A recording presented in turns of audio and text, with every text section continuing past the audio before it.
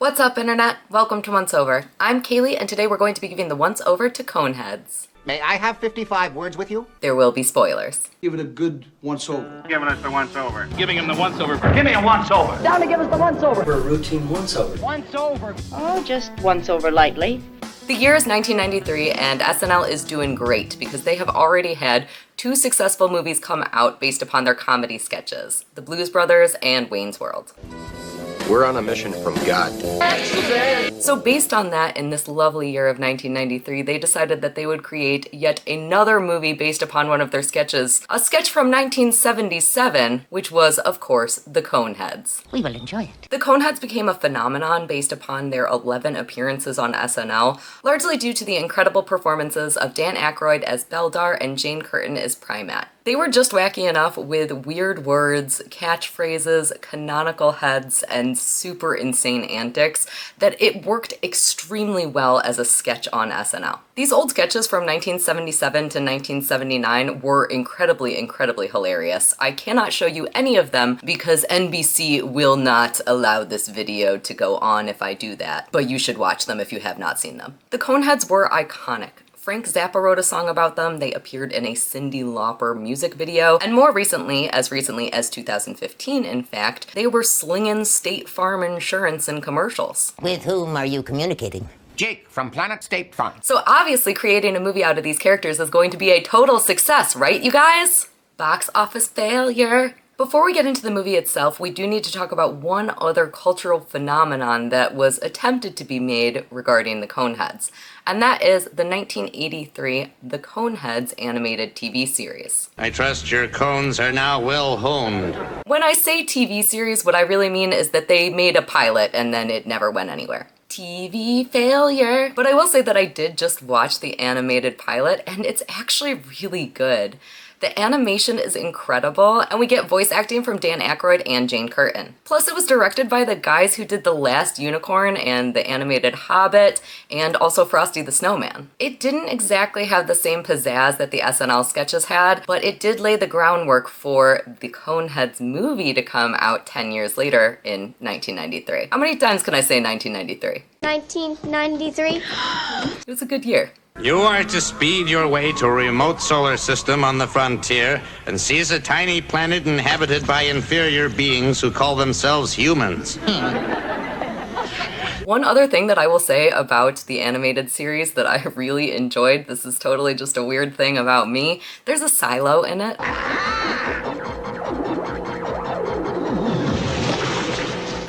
I like silos a lot. I think that they're interesting and neat. I just think they're neat. You don't see a lot of animated silos. The movie is almost a direct knockoff of the plot of the animated series, so what exactly is the plot? Well, a pair of aliens from Remulak are trying to do a reconnaissance mission on Earth when they crash land and get stranded. So they have to assimilate to suburban life, but with canonical heads, because they're from France. It's a typical fish out of water plot, but honestly, it goes so much deeper than that because there is a lot of commentary about what it is like to be an immigrant in the United States within both the film and the animated series. Nothing to indicate their country of origin except for these Mardi Gras suits. Let me see that. Maybe they're Brazilian. Finally, we can get into the movie. It was directed by Steve Barron, who had previously done Teenage Mutant Ninja Turtles, so high hopes right there, you know, yeah, it's gonna be great. And it was produced by Lorne Michaels. Dan Aykroyd and Tom Davis co-wrote this with Bonnie and Terry Turner. You might recognize Bonnie and Terry Turner because they actually went on to work with Jane Curtin again on another Aliens on Earth series, Third Rock from the Sun. Oh my God! I'm gorgeous! So I guess that the question is, do the comedy sketches that were so successful on SNL translate to a feature-length film? The box office numbers say no, but let's get into it. The movie opens up with a triangular-looking ship. This is exactly the same as it was on the animated series. I don't remember ever seeing this on the comedy sketches. One thing that I will say about the movie is that they definitely improved the makeup and effects a lot since SNL. In SNL, it looks like they're wearing like paper mache cones. But here in the movie, it actually looks really good. It's very believable to me. So we get to see this ship and I think it looks great. I think it's a really cool design. One of the most important moments in the beginning of this film is actually us getting to see on a television screen the Star Trek episode Arena being played. This episode will come back. I'm sure that you are familiar with it. It is the dun dun dun dun dun dun dun. Don't. Let's not do that. It is the episode with the epic Coliseum fight. We will get back to that later in the plot of this movie. Just a little foreshadowing there. So the ship crash lands and Beldar and Prymaat are now stranded on Earth. Knowing that they're stranded, Beldar goes to a hotel and the hotel clerk is actually Michael Richards. Was this a double occupancy? Correct? That is my baby. Well, yeah, right. I'm sure she is. This is the first of many cameos in this film. We get a lot of SNL cast members, but we also get a lot of other people as well. There is Adam Sandler, Chris Farley, David Spade, Ellen DeGeneres, Parker Posey shows up, Phil Hartman, Tim Meadows, Sinbad, Dave Thomas, Jason Alexander, Drew Carey, and probably countless more. Well, we won't be asking about everything. The hotel scenes set us up for the fact that the Coneheads don't know how to live on Earth. Beldar eats soap and devours toilet paper before both he and Prymaat laugh hysterically at the Bible. This movie might not have the exact same je ne sais quoi I come from France. that the sketches had on SNL, but it certainly does have a lot of laughs and a lot of world building. The Coneheads refer to Earthlings as the blunt skulls, and they freak the fuck out when they see bowling pins getting knocked over. It's because they look like bowling pins. Because they're Coneheads. It's funny. That's the joke. Because they're now stranded on Earth for an extended period of time, I believe it's around 20 years, they must assimilate, which means that Beldar needs to get a job. So he gets hired by Sinbad as an appliance repairman. He's extremely good at what he does. Here is your super juice master. For future reference, frequent cleaning of blades will prevent motor wear and accumulation of earth bacteria. Again, this is almost exactly the same as the animated series. I think that Dan Aykroyd is really the perfect casting for Beldar. I know that he basically created the character on SNL. He claims that he did so because of a little bit of influence from the Wacky Tobacco. But I think that he really, really succeeds, and I don't know that anybody else could play that character. He has the exact type of hyper-focus to perform as a character who is kind of deadpan and speaks in a funny way and looks funny. Usually his characters are a little bit more enthusiastic, but Beldar is quite the opposite of that. Excuse me, Otto. I believe it is time for midday cessation of activities for protein carbo intake. Yeah, sure. Take your lunch break. He's very literal. Sinbad discovers that Beldar is not, in fact, from France, but actually an illegal alien. He doesn't exactly know what type of alien, but either way, he decides that he needs to get Beldar some paperwork because Beldar is such an incredible employee that he doesn't want to lose him. So they go to Adam Sandler to get him a social security number and all of the other paperwork that he needs. Everything else you need is in here. Birth certificates, family names, school records, employers, addresses, grandmother's maiden name. Not that the last, but it's in there. Something that I didn't really like about this sequence is that they make a big deal about Otto telling Beldar the key to success. Beldar, you know what the key to success in this country is? I do not. Well, I'm gonna tell you. Look good, be your own boss, never get chained to a desk. When it comes to business, take cash only. You should look good, be your own boss, not be chained to a desk, and take cash only. Look good, be own boss, no desk, cash only. But that never really comes back in the movie. I want that to come back. Like, don't make a big deal out of it if it's not going to come back. The only way that it sort of comes back is that it leads us into the next scene, which is when Beldar goes to the dentist so that he can look good. John Lovitz is his dentist. I don't even think that I mentioned John Lovitz in my long list of people. There's so many people in this movie. And let me tell you, if I was ever going to go to the dentist and John Lovitz was my dentist, I would walk right out. I don't know what it is about him. He does not seem like he would be a good dentist. I don't trust him. But Beldar does. He's losing his mind. And I'm reaping all the benefits.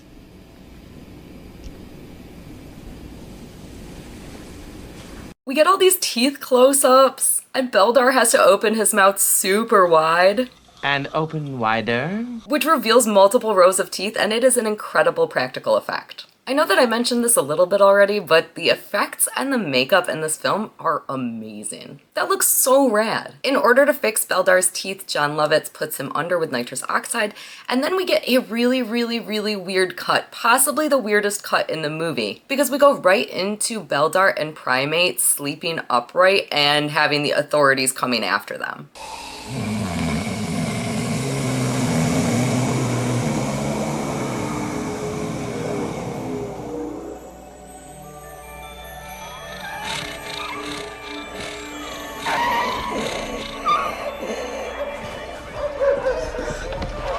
As it cuts right after he goes under the nitrous oxide, it's hard to tell if this scene is just a fever dream or if it's actually happening. So who are these authorities that are coming after Beldar and Prymaat? Well, of course they are the INS, because they have discovered that Beldar is in fact an illegal alien, and he is trying to work in the United States, so let's get him! Human beings don't live like this.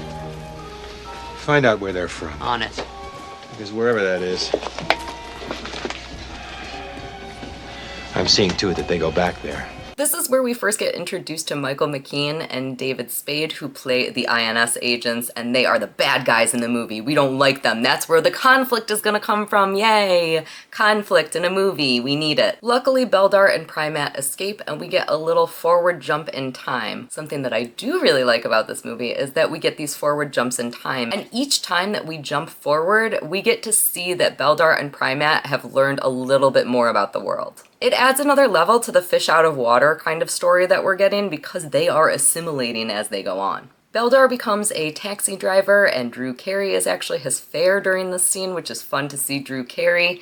It turns out that that scene actually was not in the original theatrical release of this film, but it has been added back since. That happens pretty frequently, but it is always nice to see those additional scenes that didn't make it into the theatrical cut. Also, this movie is only 87 minutes long, if I remember correctly, so like, why are we cutting scenes from the theatrical version? I think there were a couple of other deleted scenes also. That's insane. Was it like 80 minutes in the theaters? Next, we find out that Prymaat is pregnant. The impending cone prepares for its emergence. I love the world building of the Conehead race having to kiss and make love through head touching. It's quite nice for me. But because they're now expecting to have a kid, they need to get out of the shithole that they're living in and find a better place. The scene where Prymaat is giving birth is insanity. There is a huge water break. It's a fucking flood up in here. And then as an even more peculiar layer, we get to see that Beldar's old bosses, so both Sinbad from the TV repair place and also his boss from the taxi place, are in the hospital room while Prymaat is giving birth. Those are people that I would just not want to be there, especially if I'm having a weird-ass birth spasm. A nice little touch here is that Beldar bites the umbilical cord with his teeth, and we get to see his new shiny grill. Would you like to cut the umbilical cord, Mr. Conehead?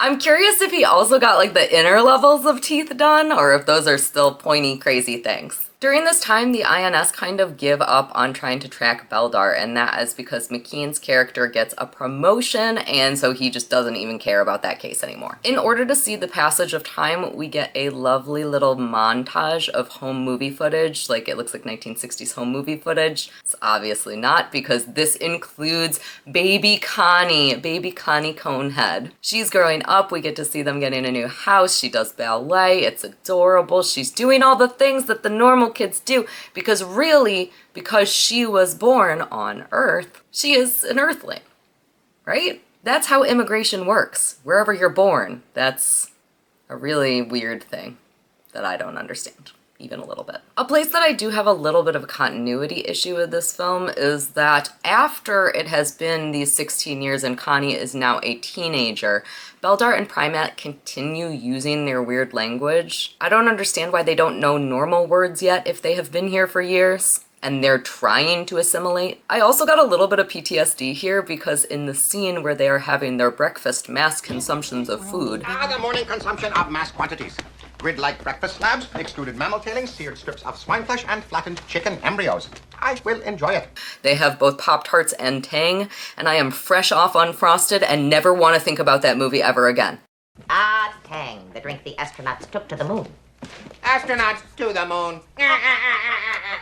In a similar way to the beginning of the film, the second half of this movie also includes just many little sketches of the Coneheads doing different things. For example, Connie meets a boy. It's Ronnie, aka Chris Farley. I don't know how old he's supposed to be in this. It's a little bit weird because she's very clearly a teenager, and I don't think that he's supposed to be a teenager. He's working at an auto shop and drinking beers, and he's, maybe shouldn't have been talking to a 16-year-old alien? I don't know. I was out back finishing a beer. Okay. Some of the romance can be a little bit hokey, but overall I like their relationship. Even though the CGI was terrible, I like that on one of their first dates, they go to Subway and Connie houses a sandwich. Ronnie thinks she's special. Wow! My mom's the only other woman I've ever known who could take a sandwich like that. So the two of them have a couple of hiccups in their story. It does turn out that Ronnie is a little bit of a flandip sometimes, though. Flandip, an uninvited grasper of cone, a masher, a hustler. Flandip! And based on that, they have a couple of hiccups to their relationship. I find you unacceptable. Which is needed, because we need a plot in addition to the little things that are happening, like Prymaat eating from a vacuum cleaner. We already talked about the fact that this film is largely centered on immigration, but in addition to that, thematically, it talks a lot about women's feelings about themselves. Their self-esteem, their body image. We get to see that Connie's cone is changing, aka she's going through puberty. And Prymaat has an amazing heart-to-heart with her about those changes, while that scene is still funny. You know, Connie, I read in a magazine you can talk to me about anything. That's funny. Meanwhile, Prymaat is struggling with some issues of her own because she's starting to feel like Beldar might be attractive to human females. She seduces him. I think Beldar cares more about playing golf and doing things with his neighbors than anything else, though. He just wants to be one of the dudes. After playing golf, we also get to learn that he has no butt crack. It's a nice touch. Or lack thereof. As the film comes to a close, the INS agents are back on the trail of the Coneheads because McKean's character realizes that he needs to catch Beldar in order to get his promotion finalized or something. I didn't really follow what was going on there. I don't think it really matters. Whatever. All that matters is that the INS agents are back and they are chasing the Coneheads again. Luckily, this coincides with a costume party. Possibly one of the weirdest costume parties of all time. I don't really understand who was invited to it. I think that it is somehow supposed to be for Connie's school, like a homecoming event, but everybody is going, like everybody who we've ever seen is invited to this thing. Beldar is wearing a top hat, which disguises his cone. Connie is a princess, so she's wearing a princess hat, which disguises her cone. And so when the INS agents do track them down, they can't actually prove that these are the Coneheads. It's a pretty cute little gag. A couple of important things happen at the costume party. First of all, Beldar wins a golf trophy. We need to know this later because we need to establish that he's really good at golf. And also Connie realizes that she is very in love with Ronnie, so they go to put on senso rings and get it on. Senso rings? Where did you get those? Under your bed? Beldar reveals that they finally get the opportunity to return to Remulak, which means that Connie has to leave her new love. The scene of them leaving is just freaking great. It's a really, really, really lovely scene. I love Michael McKean and David Spade dangling from a spaceship. That is so stupid. It's perfect. That is the level of stupid that you want this movie to be. That's the thing about this movie, that maybe the people who didn't go see it, and the reason that it was a box office failure didn't get, is that it's supposed to be goofy and stupid. That's why we're having fun when we watch it. Upon their reunion with the other Coneheads, they go to meet with the revered one and shower him with gifts, which include a golf club, a car manual, and chewing gum, which earlier in the movie we learned was condoms. Unfortunately, this allows the revered one to see that Beldar has altered his teeth. This is treason for the Coneheads. Beldar is sentenced to take on Garthak. I promised we were gonna get back to Star Trek, you guys. Here it is. This is exactly like the Arena episode of Star Trek. It is clearly supposed to be a reference to that. And Garthak is spooky as all fuck. He is scary. I remember being scared of him when I first saw this movie. He's still pretty scary. Honestly, I don't like what he does. Even though I'm a blunt skull, I feel like he might come after me, especially with these teeth. And that's when I started shaving my teeth into points. In the end, Beldar ends up conquering it with his amazing golf skills. See, I told you that'd come back too. Because of his success in slaying the Garthak, he is granted a wish, and he wishes to go back to Earth under the guise that he is going to conquer it. Of course, what he really wants to do is give his daughter Connie happiness. Oh, it's a happy ending. So what do I think about this movie? I think that this movie is great as long as you think about it for what it is. It is a long format SNL sketch. That is hard to do. The whole reason that those things are short is because you get your laughs in and then you move on. This film gets a lot of guff for being one of the worst SNL-based movies, in lines with Superstar and Night at the Roxbury. I think it's great, and I think that those two movies are great also. I like a dumb comedy. They succeed at creating a plot that has just enough depth where I'm interested, but I'm not so focused upon it that I'm missing jokes. This is a sight gag movie. I need to see all the funny stuff that's going on in order to be able to laugh at it. This movie could not have been a success if it wasn't for Dan Aykroyd and Jane Curtin. They absolutely nailed their roles. Even though they were the originators of these characters, sometimes people switch things up. For example, Connie's character was actually played by a different actor than she was in SNL. In the movie, she's played by Michelle Burke, who you probably remember from Dazed and Confused. But I'm really glad that they didn't switch it up for the film adaptation of this sketch. Despite the fact that I enjoyed the movie, it is probably my least favorite of the pieces of media created around the Coneheads. Maintain low tones with me. After the SNL sketches and then the animated pilot. I think that this would have been a great animated TV show. I want that to come back. Regardless, the sketches and the animated version don't take anything away from this being a standalone movie, and I do think that it is a standalone movie. Before I give you my final thoughts and rating of this film, I just want to talk a little bit about world building because I think that it is so extremely important in film. One of my favorite examples of world building in film is Shakes the Clown, and I think that Coneheads does a very similar thing to what Shakes did. We have an entire world that is exactly what it is supposed to be. Nothing is weird about it. And in Shakes the Clown, the only thing that's weird is that there are also clowns and mimes, and they have rivalries, and there are clown bars, and there are...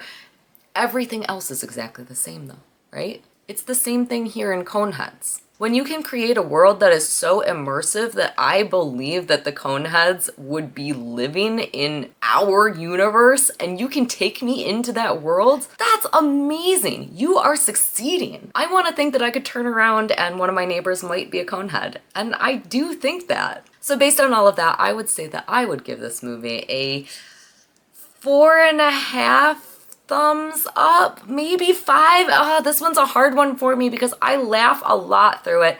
There's a lot of good jokes. It is a fun comedy that is fun times. So really it should be a 7 thumbs up. I just like movies, you guys. I know I rate everything really high. I'm gonna go with 5. 5 thumbs up, not 10, just 5. I loved this one. I will watch it again. I'll probably watch the animated series again too and pretend that there's more than one episode. What a waste. Anyways, thank you so much for watching. I really appreciate you coming and hanging out with me. If you haven't already, it would mean a lot to me if you would like and subscribe and share this with all of your friends who love Coneheads apparently as much as I do. Thanks so much for watching. I'll see y'all soon. Bye.